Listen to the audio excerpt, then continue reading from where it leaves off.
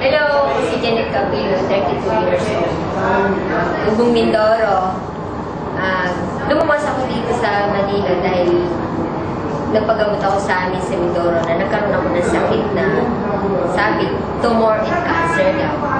Nalaman ko dito sa Manila, sa PGH na yung sakit ko na cancer is stage 4 na daw, sabi ng doktor.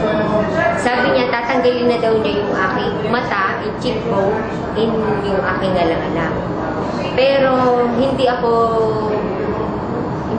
nawala ng pag-asa dahil higit pa akong, sabi ko gagaling ako. May isang lumapit sa akin yung tita ko na sabi niya may gamot daw siya na para inumin ko para sa kagalingan ko. Yung Santi Pure Barley. Tapos nun, nag-take ako nun, una yung capsule. Nag-take ako niyan, umaga, 2 capsule, yung morning. Tapos may lumabas dito sa aking ilong na may dugo na may para siyang nana. Yun. Lumabas siya sa ilong ko nung uminom ako nito, capsule.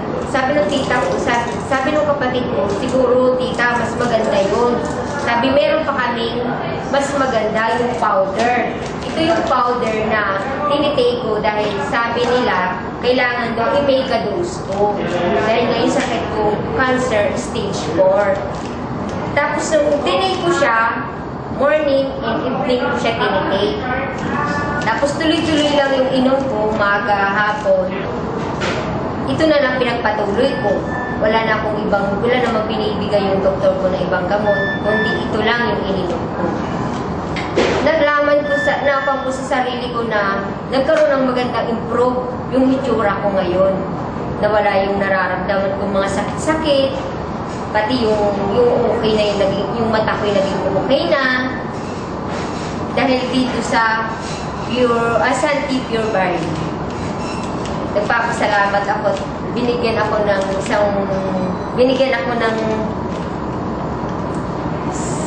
Santi Pure Barley na maganda para marurugtungan yung pangalawang buhay ko.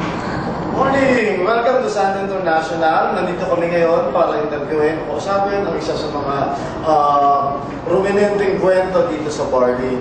Kasama po namin ngayon si Janet Capillo.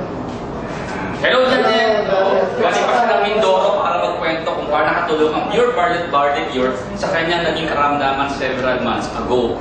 Ito may sa head office at dinalaw tayo ni Miss Janet. Kamusta, Miss Janet? Okay naman po. At okay na yung pakiramdam ko.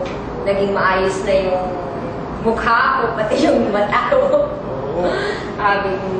Yung Pure Barley ko talaga napakaganda sa kalusugan. Alam mo ba kung kita na-meet ngayong araw? Kilala na kita sa picture namin, sa presentation namin, nakita namin yung mukha mo Kaya kanina, nung pumunta ako rito, akala ko, kanina artista ka, imagine mo yun. Siguro, Ben, mas maganda tanggal natin yung kanyang eyelash para mas makita yung pruweba. Kasi alam niyo, lagi yung nagkakatuwa at pag yung picture niya doon, makagamastan namin. Sabi, para daw yung si Margarito na suntok ni Manny Pacquiao. Talagang malaki yung bukol dito, luwa yung mata, imagine kang natutulog ng kawalan ng resources, na nagiging creative tayo para makawalan solusyon. Kung mayaman to, tinatanggal ang mata nito. Buti na lang, Janet. Meron tayong Santi Barley Pure at Pure Barley, di ba? So ngayon, kamusta ka na? Okay naman po, malakas na at hindi na nakakaramdam na sakit dito sa aking mga sinabi ng doktor ko na cancer daw po, na stage 4 daw po. Wala nung uminom ako ng Santi Pure Barley. Paano ba ito